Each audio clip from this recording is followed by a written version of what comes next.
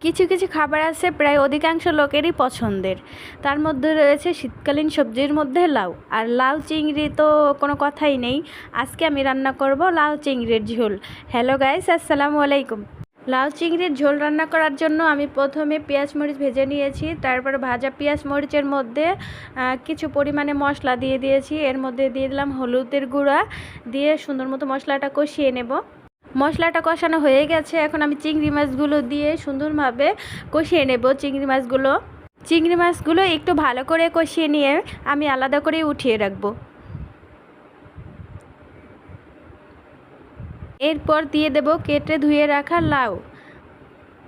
আমি লাউয়ের সাথে একটা আলু দিয়েছি।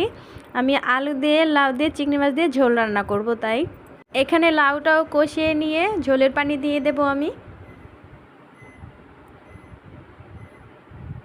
কিছুটা সময় লাউটা রান্না করে তারপর আমি মাছগুলো দিয়ে দেব।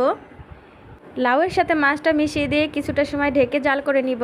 আমার তরকারিটা প্রায় হয়ে গেছে। এবার আমি ধনিয়া পাতা দিয়ে দেব তরকারির উপর দিয়ে, যেটা আমি আগে থেকে কুচি করে রেখেছিলাম।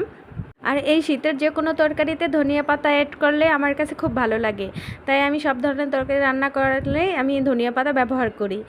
যার ইচ্ছা সে দিতে পারে, যার না ইচ্ছা সে নাও দিতে পারে, সমস্যা নেই। এই তো আমার তরকারিটা রান্না করা কমপ্লিট হয়ে গেছে। আমাদের আজকের ভিডিওটা কেমন লাগলো সবাই কমেন্ট করে জানিয়ে দেবেন। আর দেখুন আমার তরকারিটা কত সুন্দর লোভনীয় হয়েছে। আরও নিত্য নতুন ভিডিও পেতে আমাদের সাথে থাকবেন। সবাইকে ধন্যবাদ। আল্লাহ হাফেজ।